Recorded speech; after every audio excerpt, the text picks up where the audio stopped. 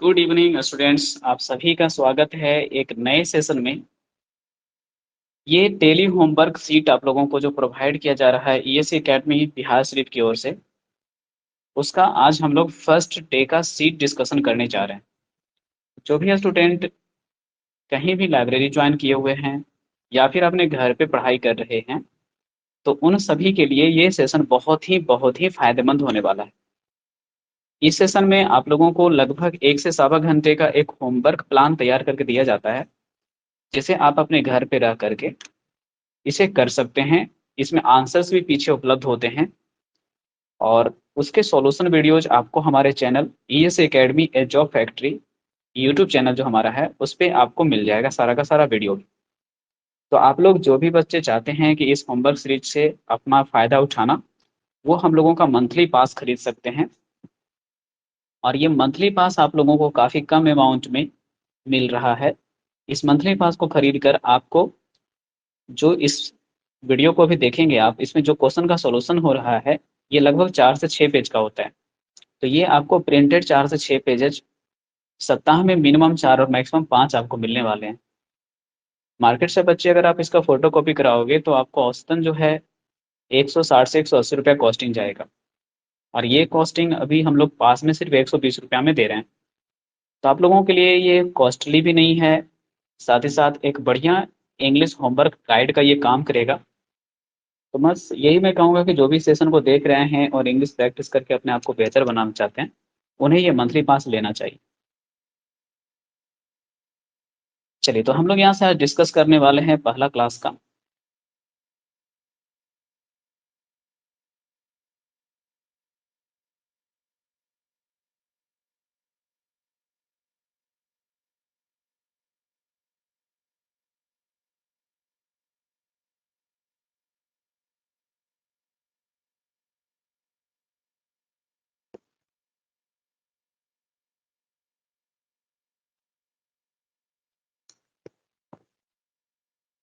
देखिए, तो सबसे पहले आप लोगों को समझ लेना है यहाँ से, ये डेली होमवर्क सीट है जो कि खास करके आपको तैयार किया गया है आपके प्रैक्टिस सेशन को ध्यान में रख के, जो कि बैंकिंग एस्पायरेंट्स के लिए भी एक बढ़िया है, जो कि मतलब कि ये कंटेंट काम करेगा। क्योंकि इसमें करंट अफेयर से रिलेटेड भी आपको क्वेश्चन इंग्लिश के अपडेट किए गए हैं, जो कि थोड़ा लेंदी टाइप के होते हैं और करंट घटनाओं को बैंकिंग सेक्टर जो है क्लोजेस्ट या फिर पारा जंबल अरेंजमेंट में पूछता है। साथ ही साथ एसएससी एस्पायरेंट्स के लिए भी इसमें स्पेशल कॉर्नर्स वगैरह हैं, जिससे ये उनके लिए भी अच्छा साबित हो सकता है। और जो एनडीओ सीडीएस और एयरफोर्स के बच्चे हैं, उनके लिए तो ये रामबाण का काम करने वाला है। ठीक है। बाकी यहाँ पे आपको देखा होगा कि आप देख पा रहे हो, daily English digest is our initiative to provide student quality content which covers all sections of English language. यानी क्वालिटी कंटेंट आपको देने की हमारी कोशिश है, जिसमें लगभग हर सेक्शन आपको रखा गया है इंग्लिश का। मंथली पास खरीद सकते हैं आप, और मंथली पास खरीदने के बाद आप हमारे यहाँ से प्रिंटेड कंटेंट ले जा सकते हैं। अगर स्टूडेंट की संख्या बढ़ती है तो ये चीज़ें आपको बुक स्टॉल पे भी उपलब्ध होने वाले समय में मिलेगी। आज के सेशन का जो सबसे पहला आपको सेक्शन मैं डिस्कस करूंगा, वो क्विक ग्रामर रिवीजन सेक्शन है, जिसको हम लोगों ने वन डे वन कॉन्सेप्ट से शुरू किया है। जैसे आप यहाँ पे देख पा रहे होंगे स्क्रीन पर मेंशन किया गया है कि अगर क्वेश्चन में of, one of, most of, a number of, the number of, a large number of, a majority of, है ना, none of, some of, several, many, all, various, numerous, such, infinite, some, a few, two, three, four, five, ये सारे terms लिखे जाते हैं, तो उनका noun हमेशा प्लूरल रखना होता है। अब यहाँ से आप लोगों को एक आइडिया मिल गया होगा कि जब नाउन इनका प्लूरल रखना होता है, तो फिर हम लोगों को हर क्वेश्चन में क्या यही चेक करना है? जी बिल्कुल, आपको बस यही चेक करना है। जैसे यहाँ से देखिएगा, ए नंबर ऑफ के बाद आपको प्लूरल नाउन में बॉयज मिल गया, आर मिल गया, यहाँ तक क्वेश्चन सही था, आगे बढ़िए। A number of boys are reading this novel because this is one of the, तो वन ऑफ के बाद भी आपको नाउन जो होता है वो चेक करना है कि प्लूरल होना चाहिए था। तो चेक कर लीजिए, one of the most important novel, नहीं क्या होना चाहिए था? नोवेल्स होना चाहिए था। तो आंसर आपके पास जो होगा यहाँ पे नोवेल में एस लगाने से आंसर बनेगा। आप आंसर कर सकते हैं इसका डी पार्ट में। नेक्स्ट क्वेश्चन सेकंड है, the book is popular and the sale is quite brisk in all major cities, क्योंकि जब ऑल का प्रयोग कर देते हैं तो सिटी में हम लोगों को प्लूरल लगाना चाहिए था, इसलिए यहाँ पे सिटीज वर्ड का प्रयोग करना चाहिए था। क्वेश्चन नंबर थर्ड में करा था कि his company is one of के बाद नाउन प्लूरल होता है, द फ्यू के बाद भी नाउन प्लूरल होता है, तो कंपनी के जगह होगा कंपनीज। चौथा क्वेश्चन है कि on my way to the railway station के मेरे रास्ते पर I met one of your friends. One of के बाद भी नाउन हम लोग यूज करते हैं तो प्लूरल यूज करते हैं, यहाँ पे फ्रेंड के जगह होगा फ्रेंड्स। चलिए, तो यहाँ तक आप लोग समझ पाए हैं। आगे का क्वेश्चन आपके पास नीचे है, 5 नंबर क्वेश्चन। इसमें मेंशन किया है कि इन स्पाइट ऑफ के बाद आप फोर वर्ड देख रहे हैं, फोर के बाद लेटर नहीं लेटर्स होना चाहिए था, इसलिए आंसर होगा 1 नंबर। तो ये था आपका है जो कि सबसे पहला स्लाइड का पहला 5 क्वेश्चन। अभी और भी क्वेश्चन हमारे पास हैं, इसको भी हम लोग सोल्व करके यहाँ पे देखेंगे। क्वेश्चन नंबर 6 में आपको मेंशन किया है कि आवर हाउसिंग सोसाइटी कंप्राइजेस 6, तो 6 का मतलब 6 और 6 का मतलब ब्लॉक नहीं, क्या होना चाहिए था, ब्लॉक्स, एंड 30 फ्लैट्स, तो यहाँ तक सही था, ब्लॉक में चाहिए था आंसर। वन ऑफ के बाद नाउन प्लूरल होता है, तो one of my most widely spread bad habit नहीं, क्या होना चाहिए था, हैबिट्स। और एक बात का ध्यान दीजिएगा कि वन ऑफ के बाद नाउन हो सकता है प्लूरल, लेकिन वर्ब आपका सिंगुलर ही होता है।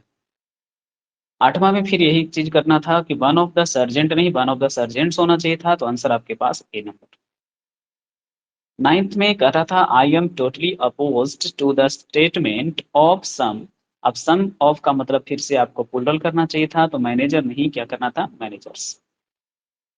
10th में है of the billions of star in the Galaxy how much is the wrong word, how many is the correct adjective here, क्योंकि जब गैलेक्सी स्टार्स काउंटेबल वर्ड्स हैं तो मच नहीं मेनी, और आगे ऐसे भी आर है तो मेनी आर ही अच्छा होना चाहिए था, यहाँ पे काउंटेबल नाउन के लिए काउंटेबल एडजेक्टिव मेनी होना चाहिए था। Against his family wishes Rakesh plan to take up a job. अब सबको पता है कि जॉब और वर्क को काउंटिंग नहीं करना चाहिए, एक समय में एक ही इंसान करता है, तो इनको प्लूरल बनाना गलत बात है ना। जॉब और वर्क को प्लूरल बनाना गलत बात है, क्योंकि एक समय में एक ही काम एक ही जॉब आप करते हो। आर्टिकल ए एन लगाना भी इनके साथ गलत है। 12 में करा था success of the project depends on how much efforts कर दिया है, जबकि इफोर्ट को हम काउंटिंग नहीं कर सकते हैं, तो मच के लिए इफोर्ट में एस हटा देना चाहिए था। 13 में करा था we have received many of the letters, तो मेनी ऑफ द लेटर्स तक कोई समस्या नहीं है। Asking us to extend the deadline to repair their lawn, यहाँ तक भी कोई दिक्कत आपके पास नहीं था।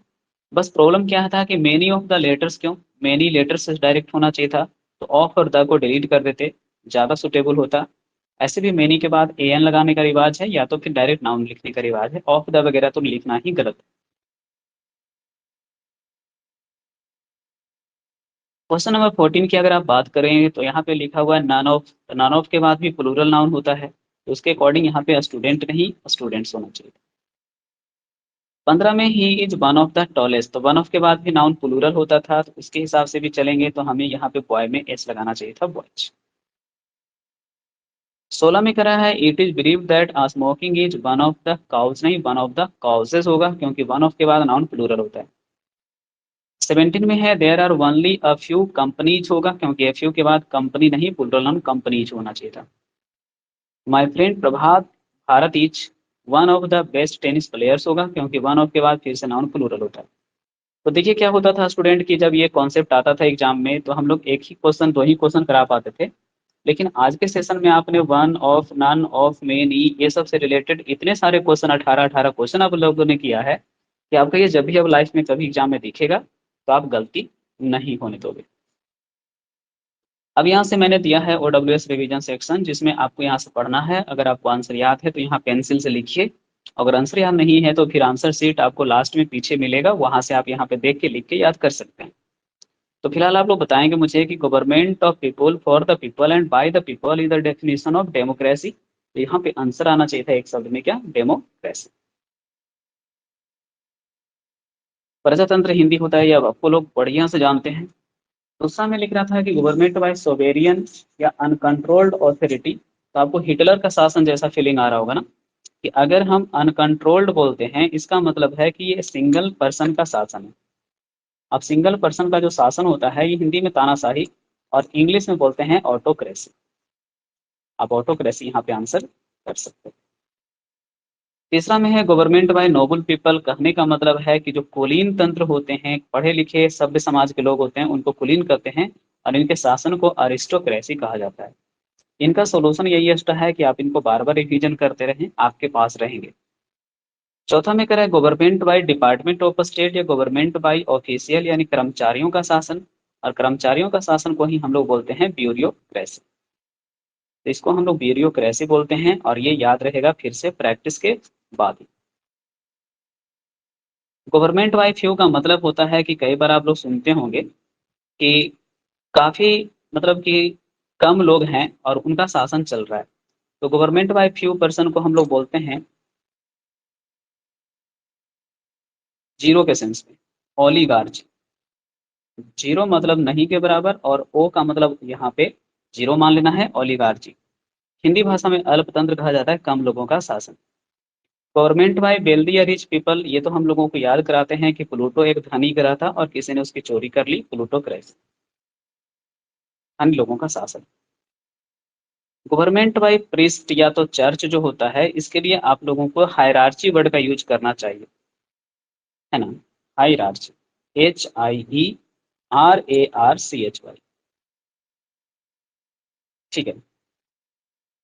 अगला में है गवर्नमेंट बाय डिवाइन गाइडेंस। कहने चाह रहा है भगवान का शासन, और भगवान के शासन को नाम देना है गॉड के लिए प्रीफिक्स थियो यूज होता है, और शासन है तो क्रेस। नेक्स्ट वर्ड में है कि अगर चर्च का शासन है तो चर्च के लिए आपको जो प्रीफिक्स होता है एपिस्को होता है, तो आपको वहां से ही आंसर इसका करना पड़ेगा एपिस्को पैसी। चलिए, तो चर्च का शासन जो आपके पास में हो जाता है स्टूडेंट, एपिस्को पैसी हो जाता है।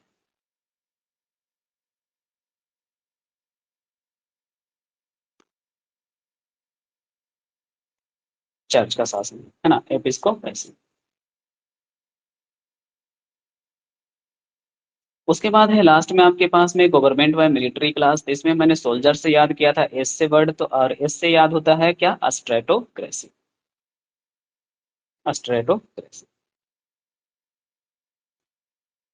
चलिए, अब उसके बाद आपके पास फ्रेजल वर्ब सेक्शन है जिसको आपको रिवीजन करना होता है, और उसके बाद इस पे आधारित 3-4 क्वेश्चन बनाने होते हैं। जैसे बैकआउट होता है जब कोई अपना वादा भूल जाता है, तो बैकआउट का हिंदी हो रहा है आपके पास में विड्रॉ कर जाना, यानी क्या करना, वादा भूल जाना। कि आई, है ना, back out my promise, it is not proper but I have backed out my promise. ये मैं अच्छा तो नहीं किया लेकिन मैंने अपना वादा तोड़ दिया। बियर आउट होता है आपको क्या करना कि आपके ऊपर जितना भी मतलब केस वगैरह है उसे सत्य साबित कर देना। तो बियर आउट का सेंस जो है कन्फर्म सेंस में यूज करना है, और इसका हिंदी सेंस आता है क्या, सत्य साबित करना। चलिए, अब जो आपका नेक्स्ट जो होगा पेज, उसमें हम लोगों को और भी फ्रेजल वर्ब जो थे इसके वो होंगे। जी हाँ, यहाँ से आप देख पा रहे होंगे कि ब्रेक आउट का प्रयोग किया गया है, जिसका मतलब होता है स्प्रीड सडनली, तेजी से फैलना, आग वगैरह या फिर बीमारी वगैरह, तेजी से फैलना। नेक्स्ट वर्ड आपके पास में ब्रिंग आउट है, जिसका मतलब हिंदी भाषा में होता है क्या करना, प्रकाशित करना, है ना। ब्रिंग आउट यानी पब्लिश, प्रकाशित करना। चलिए, नेक्स्ट वर्ड है बंडल आउट। इसमें क्या होता है कि आप लोग किसी भी प्रकार के आदेश वगैरह को अगर नहीं मानना चाहते हो, तो वैसे केस में आप इसका यूज कर सकते हो, टेक आउट फोर्सिबली ऑर्डर्स वगैरह को। ठीक है ना। जैसे मान लेते हैं कि कोई व्यक्ति गेट से अंदर जबरदस्ती इंटर कर रहा था, गार्ड को आदेश आया कि इसे बोरिया की तरह उठा करके बाहर फेंक दो यार। तो बंडल आउट वही होता है, किसी को टेक आउट करना फोर्सिबली, यानी कि जबरदस्ती उठाकर फेंकना। तो हिंदी भाषा में ही लिखना है क्या, उठा फेंकना। चलिए, अब यहाँ से आप लोगों को क्वेश्चन प्रैक्टिस के लिए दिया गया है कुछ क्वेश्चन, आप लोग उसका आंसर बता पाएंगे तो समझिए कि आज का जो फ्रेजल वर्ब था आप सीख गए हैं। सबसे पहला है कि I wish to my new book on Eid. कोई व्यक्ति है जो चाहता है कि वो अपने किताब का क्या करे, प्रकाशन करे, और कब करे, ईद के मौके पर। तो ब्रिंग आउट का मतलब होता है पब्लिश, इसलिए आंसर आपके पास में यहाँ पे 1 नंबर होगा, पब्लिश। चलिए, अगला क्वेश्चन है कि निपाह वायरस में इन द लोकेलिटी, यानी निपाह वायरस संभवतः आपके क्षेत्र में फैल गया होगा, तो आंसर होगा ब्रेकआउट। इसका मतलब होता है आपके पास में क्या, स्प्रेड, अगला क्वेश्चन आपके पास मेंशन किया है, इन्वेस्टिगेशन जो है वो सारे आरोपों को सही साबित कर देगा, और सही साबित करने के लिए मैंने बियर आउट आपको पढ़ाया था, जिसका सेंस पढ़ाया था मैंने वेरीफाई या कन्फर्म। तो आंसर आपके पास हो जाएगा बी। चौथा में कह रहा था कि हम लोग एग्री हो गए थे मदद करने का, लेकिन लास्ट मोमेंट पर वह व्यक्ति जो था वो क्या कर गया, अपना वादा तोड़ गया, बैकआउट कर गया। अब ये होता है थीम वाइज इडियम्स, जिसमें बुक इडियम्स आपको कलेक्ट करके मैंने दिया है। ये सारे कलेक्शन आपको एक जगह मिल जाते हैं, लेकिन आप जब कहीं पे पढ़ोगे तो ये एक जगह आपको नहीं मिलेगा। तो यह लंबे समय तक आपको याद रखने में बहुत ही कारगर होता है, तो इसे आप खुद से ही रिमेंबर करेंगे तो ज़्यादा अच्छा होगा। चलिए, अब हमारे पास एक बेसिक क्रॉस टेस्ट है, जिसमें 5 ब्लैंक स्पेस के लिए हमारे पास 8 ऑप्शंस हैं, और इनको केयरफुली अंडरस्टैंड करके हम लोगों को समझ करके याद करना है। चलिए, तो सबसे पहले देखिएगा, सबसे पहले लिख रहा था कि वैन को पार्क किया गया था एक स्ट्रीट के आर पार, किसी ने कोई ध्यान नहीं दिया था। अब कोई ध्यान नहीं दिया था तो हम लोगों को पता है कि यहाँ से कोलोकेशन होता है पे अटेंशन टू, ठीक है ना, या डोंट पे अटेंशन टू। तो मुझे यहाँ से याद आ रहा है कि पे अटेंशन टू ये कोलोकेशन जो होता है, उसी से ये क्वेश्चन का आंसर आपको बन जाएगा। इसलिए आंसर आपके पास क्या आ गया, अटेंशन। तो फर्स्ट वर्ड जो होगा आपके पास वो आंसर लेकर के जाएगा आपका अटेंशन। हाँ, कि किसी ने अटेंशन नहीं दिया, as it looked just like other van, क्योंकि दूसरे वैन की तरह ही दिख रहा था।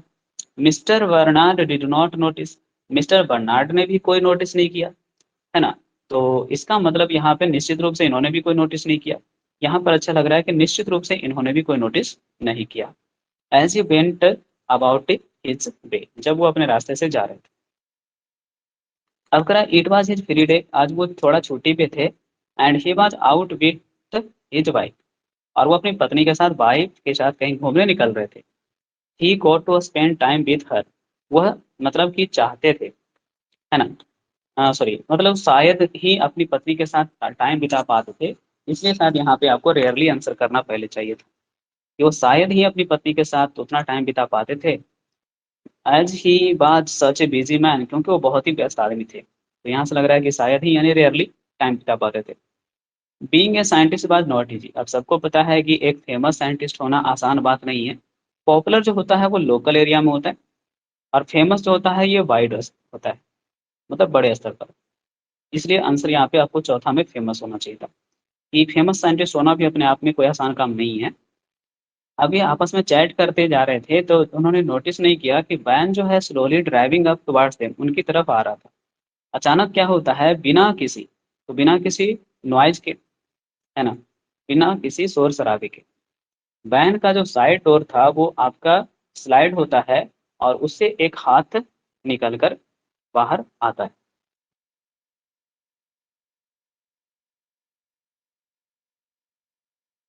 उसके बाद मेंशन किया कि it grabbed the scientist dragged into him into the van, और साइंटिस्ट को है जो कि क्या करता है, घसीट करके ड्रैग करके खींच लेता है अंदर। वैन देन स्पेडो, और उसके बाद वैन स्पीड पकड़ लेता है, और उनकी वाइफ जो है वो शॉक में खड़ी रह जाती है कि हुआ क्या। यानी एक सिंपल स्टोरी लाइन था, और ये बेसिक क्लोज मैंने इसलिए नाम दिया है क्योंकि इसमें चीजें आपको भरने के लिए कंफ्यूजन नहीं है, ठीक है ना, इसलिए इसको बेसिक नाम दिया।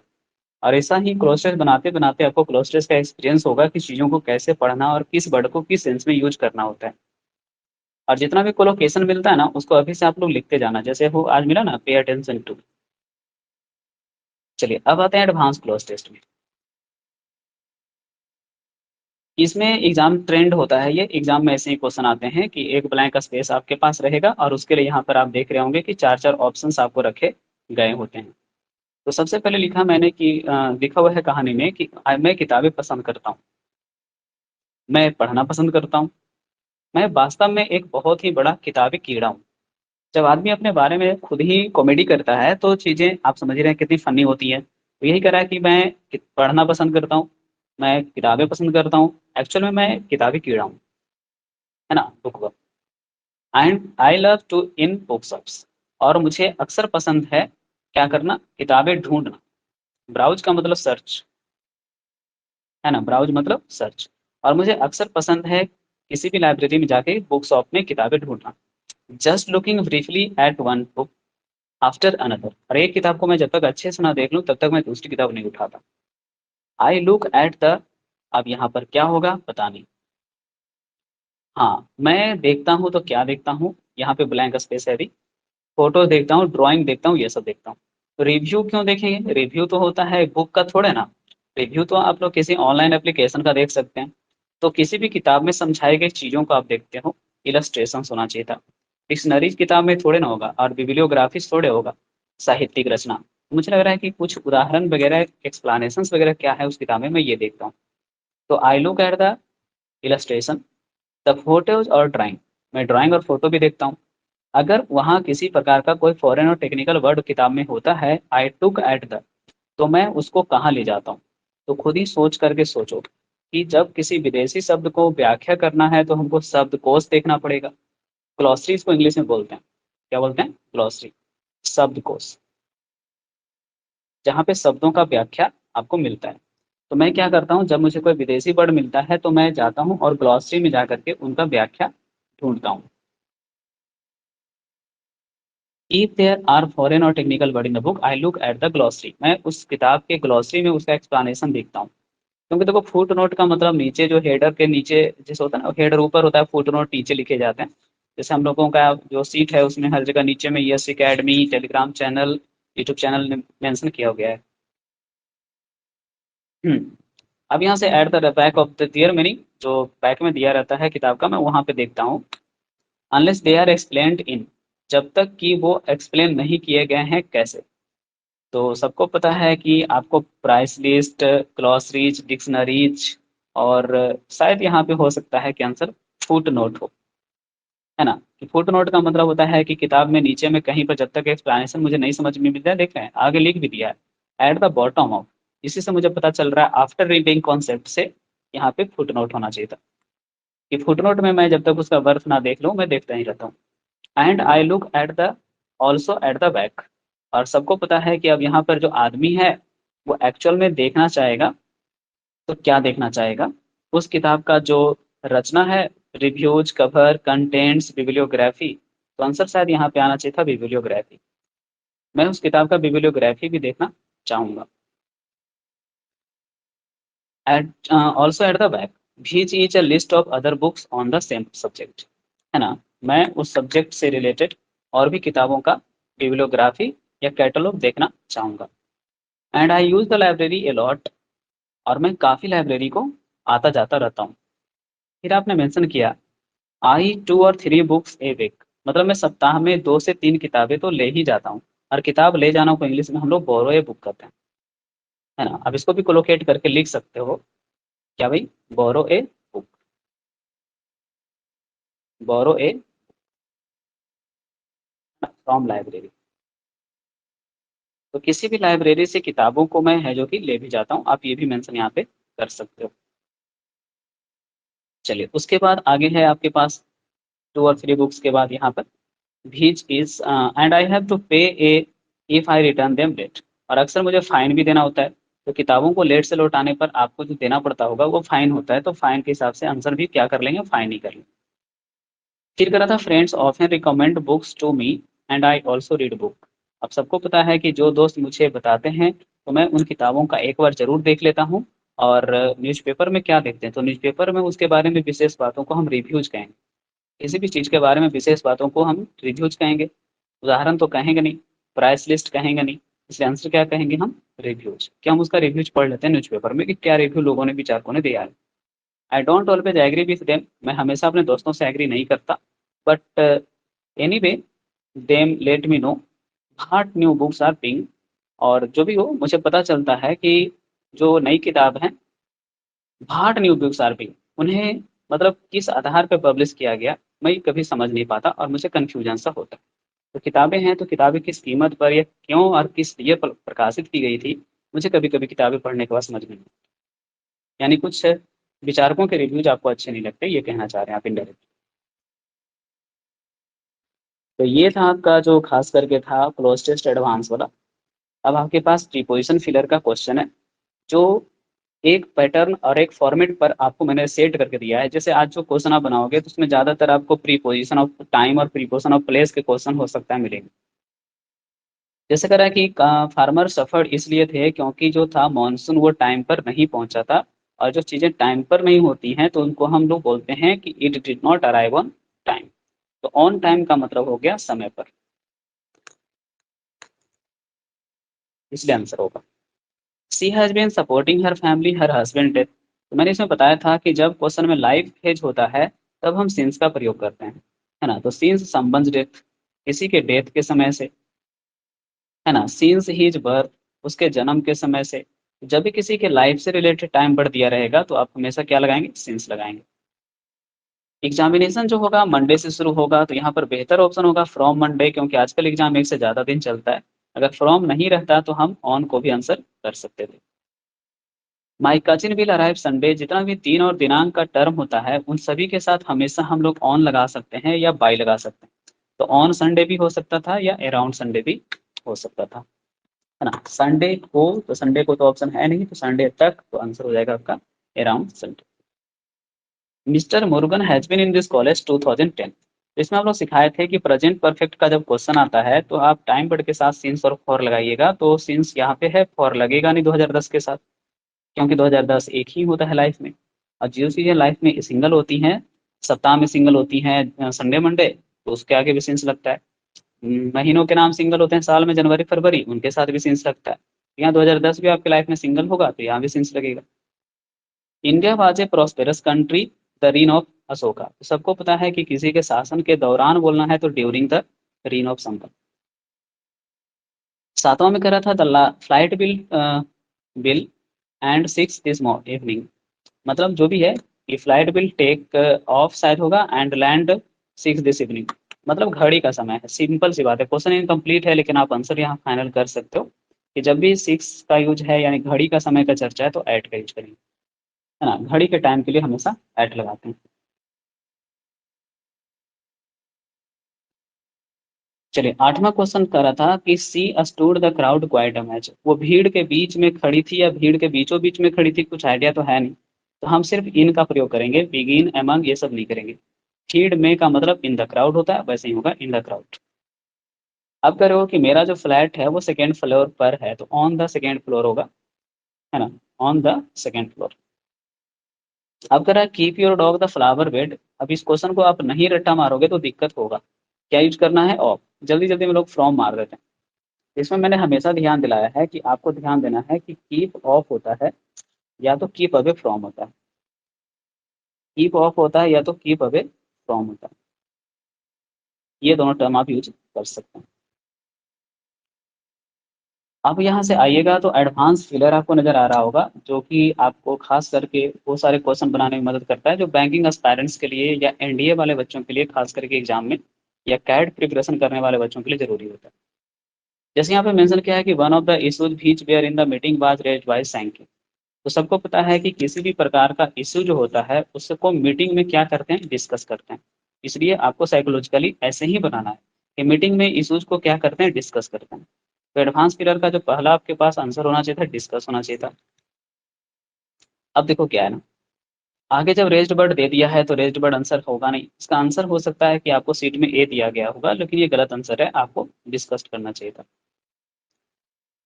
चलिए बाकी कोई मीनिंग खास नहीं है। स्टेज स्टेज होता है, डेवलप डेवलप होता है, सेटल सेटल होता है। दूसरा में आ जाओ। अब करा ना कि हर्बर्ट एक पोएट ऑफ रिलीजन है। मतलब हर्बर्ट जो है कुल मिलाकर देखा जाए तो एक धार्मिक कवि। तो कुल मिलाकर का इंग्लिश होता है आउट एंड आउट, जिसका मतलब ही होता है कंप्लीट। ठीक है, तो आंसर होगा एक नंबर। पार्ट एंड पार्सल का मतलब होता है आपके पास में इसेंशियल पार्ट, जरूरी हिस्सा, अभिन्न अंग। फर्स्ट एंड फॉरमोस्ट का मतलब होता है आपके पास में लीडर, अग्रणी, है ना। तो इसलिए क्वेश्चन का आंसर सही होगा आउट एंड आउट, जिसका मतलब है कंप्लीटली, कि हर्बर्ट अपने आप में कंप्लीटली एक धार्मिक कवि। तीसरा क्वेश्चन आपके पास में मेंशन किया गया है कि great depth is required to be a teacher of philosophy. अगर आप टीचर ऑफ फिलोसफी यानी दर्शन शास्त्र के टीचर हैं तो आपके पास इंटेलेक्चुअल पावर होना चाहिए, बुद्धिजीवियों जैसा क्षमता आपके पास उच्च होना चाहिए। अब इंटेलेक्चुअल एक एडजेक्टिव टर्म है तो इसलिए इसमें एस लगाना गलत बात है। क्या आंसर होगा, इंटेलेक्चुअल डेप्थ, यानी बहुत ही आध्यात्मिक गहराई की जरूरत है। बाकी आपको इंटेलिजेंट डेप्थ नहीं चाहिए, है ना। इंस्ट्रक्टिव का मतलब इंस्ट्रक्शन देने से रिलेटेड है, इनसफरेबल नॉट सफरेबल का सेंस है। तो इसलिए बेहतर होगा कि आपको इंटेलेक्चुअल गहराई चाहिए, भौतिक गहराई चाहिए। अब यहाँ से आपके पास क्वेश्चन है बेसिक पारा जंबल का। बेसिक पारा जंबल का जो क्वेश्चन आता है वो थोड़ा एसएससी टाइप का होता है, और जो एडवांस पारा जंबल होता है वो बैंकिंग टाइप का होता है। या फिर आप एनडीए और सीडीएस के प्रिपरेशन में भी एडवांस पारा जंबल को यूज कर सकते हैं। सबसे पहले देखिए इसमें स्टार्टर ढूंढना होगा आप लोगों को। तो स्टार्टर आप लोगों को लग रहा होगा कि आर हो सकता है, क्योंकि यही सब्जेक्ट आपको लग रहा था, government all over the world. तो मुझे लग रहा है कि यह स्टार्टर है, सब्जेक्ट है आपके पास में, तो यही आप लोगों को सबसे पहले रखना चाहिए। अब देखो आर से स्टूडेंट एक ही ऑप्शन है आपके पास में, कौन सा, डी। अब यहाँ से जब आर से एक ही ऑप्शन है तो आप इसको टिक कर लो और इसको पढ़ जाओ कि government all over the world. अब इसका वर्ब हो जाएगा आर, है ना। यहाँ पे आपको आर क्या हो गया, वर्ब हो गया। आर कंसर्न अबाउट, फिर यहाँ से क्वेश्चन मार्क लगाओ कि क्या चीज़ के बारे में कंसर्न है। तो आपको क्वेश्चन मार्क जैसे यहाँ पे लगाओगे कि क्या चीज़ के बारे में कंसर्न है, क्या चीज़ के बारे में चिंतित हैं, तो वो आप बताओगे शायद adverse effect of the rise. अब राइज ऑफ तो क्या चीज़ का rise of, rise of average temperature of planet Earth. ये आपके पास हो जाएगा लास्ट, है ना। यहाँ से ये लास्ट हो गया। तो आपको यहाँ से आइडिया मिल जाएगा कि आपका आंसर जो है फाइनली डी नंबर था। और हिंदी सेंस ये था कि गवर्नमेंट पूरी दुनिया में जो है वो चिंतित है, खास करके उस बुरे प्रभावों को लेकर के जो टेम्परेचर राइज ऑफ प्लैनेट के कारण होने वाले हैं। चलो तो इसका आंसर फाइनली आ गया ये। अब आइए एडवांस क्लोज टेस्ट में। इसमें भी स्टार्टर आप लोगों को पहले देखना है। तो इसमें क्या करना होता है ना कि आपको यहाँ पर तो ऑप्शन दिया नहीं है, विदाउट ऑप्शन आपको लिखना है। इसलिए सबसे पहले हर एक को पढ़ जाओ। With qualities necessary for successful career in law, तरह कुछ क्वालिटी जो कि कैरियर अच्छा बनाने के लिए लॉ के लिए चाहिए। By highly qualified and experience faculty. अब ये हाईली क्वालिफाइड और एक्सपीरियंस फैकल्टी के द्वारा किया गया, तो क्या किया गया, यानी कि कन्फर्म है कि सी और ए अभी तक का स्टार्टर नहीं है। फिर आगे बढ़ जाओ। Perfect balance of academics and extra curricular activities nurtured. करा ना कि परफेक्ट बैलेंस बनाना होता है अपने कैरियर और एक्स्ट्रा एक्टिविटी के बीच में। तो मुझे लग रहा है कि ये स्टार्टर आपके पास यही लग रहा है, चर्चा का विषय आपको यही लग रहा है, तो आप इसको सबसे पहले यहाँ पे रख दो। फिर आगे देखो, परफेक्ट बैलेंस बनाना होता है एकेडमिक और एक्स्ट्रा करिकुलर एक्टिविटीज के बीच में। अब उसके बाद आगे बढ़ो, तो फिर बी होगा। ये कैसे आपको पता चल गया सर, ये भी बातें आप समझ सकते हो कि परफेक्ट बैलेंस बनाना है एकेडमिक और एक्स्ट्रा करिकुलर एक्टिविटीज के बीच में। और ये आप बना सकते हो हाईली क्वालिफाइड और एक्सपीरियंस फैकल्टी अपने कोचिंग इंस्टीट्यूट या अपने जॉब सेक्टर या अपने एजुकेशन सेक्टर में ला करके। अब ये जो लाएंगे तो ये से फायदा क्या होगा कि ये सुनिश्चित कर पाएंगे 360 डिग्री डेवलपमेंट हर एक स्टूडेंट का। ये जो फैकल्टी आप बी में ला रहे हो, ये फैकल्टी जो आपका है, ये आपका किसको मदद करेगा, स्टूडेंट को मदद करेगा। इसके साथ स्टूडेंट बढ़ाएगा। तो बी के बाद हम लोगों को रखना पड़ेगा डी को, ये आपका स्टूडेंट को बेहतर बनाएंगे। और क्या क्या दे करके उनको बेहतर बनाएंगे, तो स्टूडेंट का है जो कि क्या बनाएंगे, कैरियर बनाएंगे। ठीक है, तो यहाँ पर आपको लेके आना पड़ेगा डी के बाद ए। और यह स्टूडेंट का बेहतर करियर बना सकते हैं।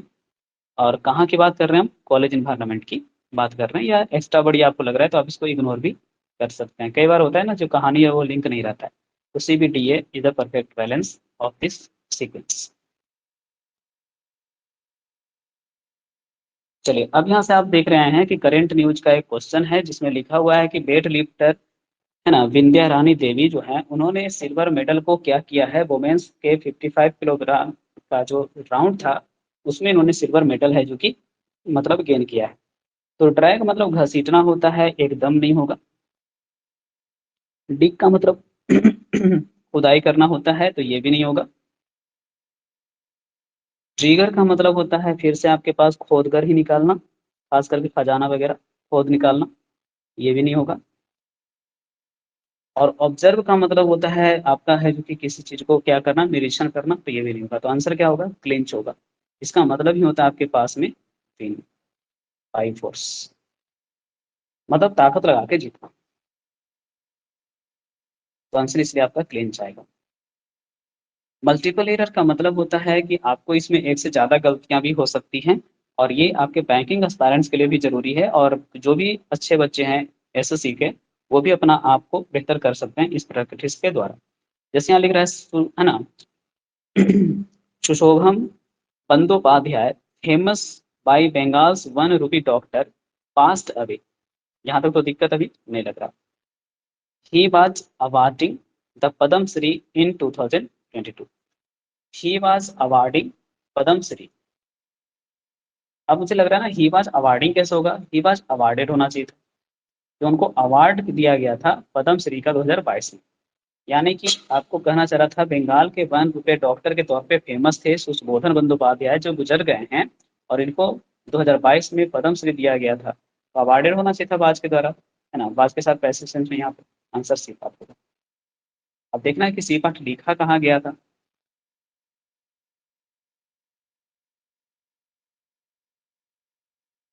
हाँ, तो सी पार्ट आपका जो आंसर था वो सिर्फ सी पार्ट में ही होगा। अच्छा अच्छा, एक गलती और होगा इसमें स्टूडेंट, हो सकता है, देख लो नीचे। हाँ, यहाँ पर क्या दिया है कि सोचना फेमस एज होना चाहिए था, यहाँ पे बाई की जगह क्या होना चाहिए था, एज होना चाहिए था। यही होता है मल्टीपल एरर, एक से ज्यादा गलतियां इसमें आपको दिखनी होती हैं। तो यही यहाँ पे दोनों गलतियां फाइनल करने के बाद आपका आंसर जो आएगा बी आएगा, जिसमें आपका गलती जो है ए पार्ट में भी है और सी पार्ट में भी। आंसर बी होगा। ए गलत है कि बाई की जगह एज करना था, और सी गलत है क्योंकि अब वार्डिंग की जगह वार्डेड करना। अब यहाँ पे एक मैचिंग टेबल आपको दिया गया है, जो कि खास करके उन स्टूडेंट्स के लिए है जो अल्फाबेटिकल ऑर्डर में वोकैब कंप्लीट अपना करने का इच्छा रखते हैं। सबसे पहले आप देख रहे होंगे कि अटेमेंट जो वर्ड है इसका मतलब होता है जिद्दी। और जब हिंदी में आप जिद्दी करते हो तो इसका मतलब समझ में आता है कि ये आपका जो है इनफ्लेक्सिबल इंसान को कहा जाना चाहिए। इसलिए आंसर आपके पास हो जाएगा एक का सी। दूसरा में है एडवर्स, जिसका हिंदी होता है प्रतिकूल। प्रतिकूल, अब प्रतिकूल का मतलब फेवर में नहीं है, तो दो का आंसर हो जाएगा ए। आलाय का मतलब मैंने कहा था कि अले ले ले करके लोरी सुना करके शांत करना होता है किसी को, तो आपको वहां से याद करना होगा कि एले का मतलब शांत करना। तो चलिए आंसर क्या करते हैं, पैसिफाई करते हैं, है ना। ये तीन का आंसर हो गया। एकॉर्ड का मतलब अगर आप नहीं जानते हैं तो जानिए कि सहमति होता है। अब जैसे आप सहमति बोलते हैं तो चार का आंसर बी हो जाता है, एग्रीमेंट। और पांच के लिए आपके पास क्या बच गया, एडल्टरेट का मतलब मेक इम्प्योर, यानी कि दूषित करना, किसी की प्रसिद्धि वगैरह को दूषित करना। छह में जो वर्ड है आपके पास एजिलिटी है, और एजिलिटी का जो हिंदी सेंस होता है वो एक्चुअल में फुर्ती होता है। अब जैसे ही आप फुर्ती बोलते हैं तो आपको समझ में आता है एलेक्रिटी या एक्टिविटी का सेंस आ रहा है, तो छह का आंसर एक होगा। एडमोनिश का हिंदी सेंस होता है डांटना। अगर आप जानते हैं तो ठीक है, डांटना। तो इंग्लिश में आपके पास अस्कोल्ड का सेंस या वार्न का सेंस आएगा, तो सात का आंसर डी कर लेंगे। असुएज का हिंदी होता है आपके पास में क्या करना, राहत देना। अब राहत देना का मतलब है, फिर से आपके पास कंफ्यूजन हो सकता है, ई भी हो सकता है, सी भी हो सकता है। तो आठ का आंसर हम इसको भी कर सकते हैं, आठ का आंसर हम पैसिफाई को भी कर सकते हैं। अलिविएट का हिंदी भी फिर वही होता है, राहत देना। तो इसका आंसर भी आप क्या कर सकते हैं, 9 नंबर के लिए यूज कर सकते हैं रिलीफ भी, और 9 नंबर के लिए आप ई भी यूज कर सकते हैं, है ना। दोनों का हिंदी सेम ही होता है। और अल्ट्रुइज्म का हिंदी सबको पता होना चाहिए कि परोपकार होता है, बेनिवोलेंस का सेंस है। आंसर आपके पास हो जाएगा 10 का क्या, बी हो जाएगा। बाकी एक सारे कंटेंट हैं इसमें, है ना, ये आपको दिया गया है यहाँ पे। ये आपका आंसर शीट था जो मैंने अभी आपको डिस्कस किया। और लास्ट में एक मिनी मॉक टेस्ट है, जो कि आप लोगों को खुद से ही इसको सॉल्व करना है। इसका आंसर जो होता है वो अगले स्लाइड में रहता है ना। जैसे ब्रिंग समवन टू बुक, अगर आपको याद है तो ये होता है किसी को डांट खिलाना। तो पनिश का सेंस स्कॉल्ड का सेंस होता है, तो आंसर आपका बी आना चाहिए। दूसरा में है अकॉर्डिंग रूल या लॉ, मतलब कि कहना चाह रहा था कि क्वेश्चन में ये मीनिंग एक्सप्रेस कर दिया है, आपको इसका मुहावरा बताना है। तो अकॉर्डिंग रूल या अकॉर्डिंग लॉ का मतलब होता है बाय द बुक, किताब के अनुसार। ए बुक वर्म किताबी केड़ा व्यक्ति होता है। Read someone like a book का मतलब होता है अंडरस्टैंड वेल, किसी को अच्छे से समझना। तो ये आंसर तो होगा नहीं, है ना, क्योंकि इसका सेंस अंडरस्टैंड वेल है, जबकि सेंस यहाँ लिख दिया था नियम के अनुसार। कुक द बुक का मतलब ही आपके पास होता है फॉल्स स्टोरी, है ना, फॉल्स स्टोरी बताना। तीसरा में है I have been living at Bihar सिर्फ 2010। तो सबको पता है कि हैव बीन लिविंग अभी हम लोग पढ़ ही रहे थे कि साल में आपका जो लाइफ में एक बार आता है उसके लिए सीन्स लगाते हैं, तो सीन्स हो जाएगा। गवर्नमेंट बाय रिच पीपल अभी आपने पढ़ा था, प्लूटोक्रेसी होता है, तो आंसर डी हो जाएगा। फ्रेंड शुड नेवर विड्रॉ, तो विड्रॉ का अगर हमको अर्थ देना है तो हम क्या देते थे, तो याद होना चाहिए कि बैकआउट होता था, तो आंसर एक होगा। एक फ्रेंड को कभी भी अपना किसी भी सिचुएशन में बैकआउट नहीं करना चाहिए। 6 में करा था आपका सिनोनिमस एडवर्स का पूछ रहा था, एडवर्स का हिंदी प्रतिकूल अभी पढ़ रहे थे, तो आपको अनफेवरेबल देना पड़ेगा, अपोजिट दे सकते हैं। फेवरेबल इसका एंटो लग रहा है यहाँ पे। एडेप्टेबल का मतलब तो जान ही रहे हैं, जिसको एडजस्ट कर सकते हैं। और प्लेजेंट का मतलब मोहक होता है। तो एडवर्स का साइनो पूछ रहा है तो हम अपोजिट देंगे, जिसका मतलब अनफेवरेबल होता है, प्रतिकूल होता है हिंदी इसका। एकॉर्ड का एंटो पूछा होगा, तो एकॉर्ड मतलब सहमति, तो डिस्कॉर्ड मतलब असहमति, आंसर डी करना पड़ेगा। असेंट सहमति ही होता है, एग्रीमेंट सहमति ही होता है। 8वां में करा कि एरर को फाइंड करना है कि we have read the letter but we are not aware about its contents. क्योंकि एक लेटर में ढेर सारे कंटेंट होते हैं, ढेर सारी लाइनें होती हैं, इसलिए कंटेंट नहीं, contents is the best option. 9वां में एक वॉइस आपको यहाँ पर दिया है जिसमें क्वेश्चन का सब्जेक्ट कैटल है और कैटल हमेशा प्लूरल वर्ब लेता है, तो आपको ध्यान देना पड़ेगा कि ड्रॉप यहाँ पे बाज बेयर में बेयर का सिलेक्शन करेगा, और बेयर के साथ अगर ऑप्शन आप देखोगे तो सी आएगा, है ना, प्लूरल वर्ब ये लेकर के आएगा, यानी प्लूरल वर्ब का मतलब है कि क्वेश्चन में बेयर का प्रयोग होना चाहिए था।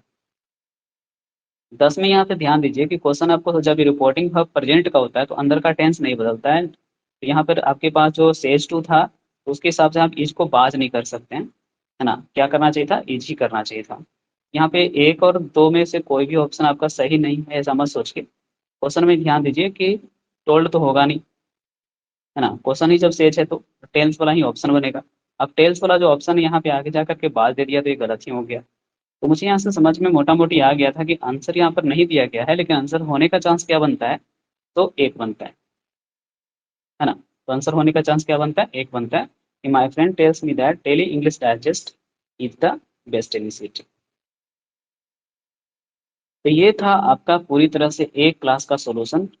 अब बताइए मेरे को सॉल्यूशन देने में इतना टाइम लगा है, तो आप लोगों को बनाने में आधा टाइम तो इसका लगेगा। तो ठीक है स्टूडेंट, आज का ये सेशन हम लोग समाप्त करते हैं, और डेली इंग्लिश डाइजेस्ट का सेकेंड क्लास आपको नेक्स्ट वे पे मिलेगा। तब तक आप लोगों से विदा लेता हूँ, और उम्मीद है कि ये सीट आप लोग को काफ़ी पसंद आ रहा होगा और आप अपने दोस्तों को भी इसे खरीदने के लिए प्रेरित कर पाएंगे।